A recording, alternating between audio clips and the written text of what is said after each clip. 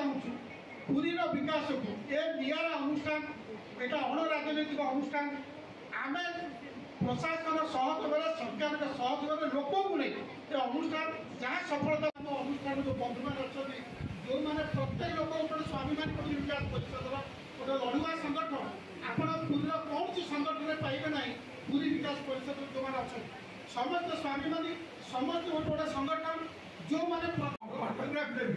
आम कहलु आम जहाँ भी पुरी लोक गर्वित जे गर्वित आमको करें आम गर्वित आम डाक आम सुदर्शन आज जो अतिथि अच्छा आम अतिथि भर अच्छा आम सुदर्शन मुख्य अतिथि आमर जे सूचना लक्ष्य विभाग उपनिर्देशक संतोष कुमार सेठी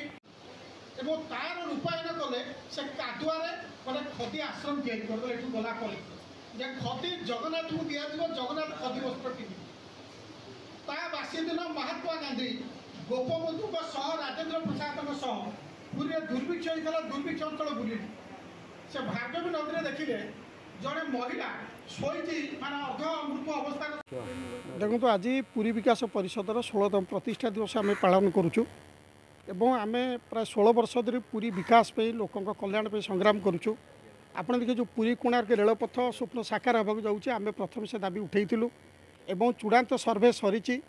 आम दाबी करुँ केंद्र सरकार पाखे चलित वर्ष पुरी कोणार्क रेलपथ पर अर्थ मंजूर कर कार्य आरंभ कर जेहेतु चूड़ांत सर्वे शेष होती एवं आम चलित वर्ष दाबी करूँ जे पुरी सातपड़ा मध्य रेलपथ संजोग करा एवं जो जगन्नाथ मंदिर भक्त मैंने दर्शन पे आम जातीय मानव अधिकार आयोग आम पिटिशन को भित्ति करी मुख्य शासन सचिव जिलापाल एवं मंदिर प्रशासन को निर्देश देते गत वर्ष जे भक्त मान अबाध दर्शन व्यवस्था करा भक्त को मौलिक सुविधा दि जाऊ वरिष्ठ नागरिक दिव्यांग महिला मान स्वतंत्र धाड़ी व्यवस्था करा ता छड़ा जो पुरी में सामंत चंद्रशेखर महाविद्यालय अच्छे 1944 प्रतिष्ठा होता आम दाबी करूँ जे सामंत चंद्रशेखर महाविद्यालय को विश्वविद्यालय मान्यता दि जाऊ कारण 1944 मसीह गोटे दिन 4टी महाविद्यालय पुरी में गढ़ी उठी अन्य 3टी कॉलेज को राज्य सरकार 2015 विश्वविद्यालय मान्यता दे सारे किंतु पुरी एसएस कॉलेज को अवहेला कर विश्वविद्यालय मान्यता मिलना आम दाबी करूँ विश्वविद्यालय मान्यता दि जाऊ एवं पुरी हूँ गोटे पर्यटन सहर ये बहु ऐतिहासिक पीठ प्राचीन मठ मंदिर अवलित अवस्था अच्छे ध्वंस होगा बसी आम दाबी करूँ यहाँ जेहेतु ऐतिह्य सहर राज्य सरकार पुरी को जो विकास कथा चिंता करुँच प्रथम जो प्राचीन ऐतिह्य अच्छी तार संरक्षण करा पुनरुद्धार करा पंचतीर्थ पुष्कर पुनरुद्धार करा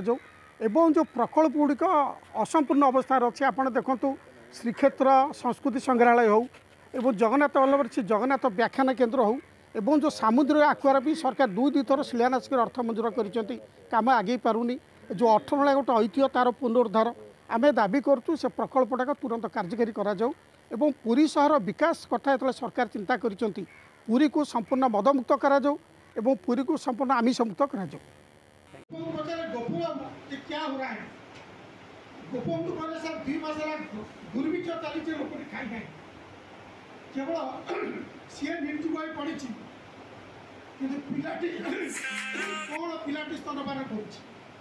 गांधीजी से दिन आसिले रात खाइले ना पछाड़ जोटा अच्छा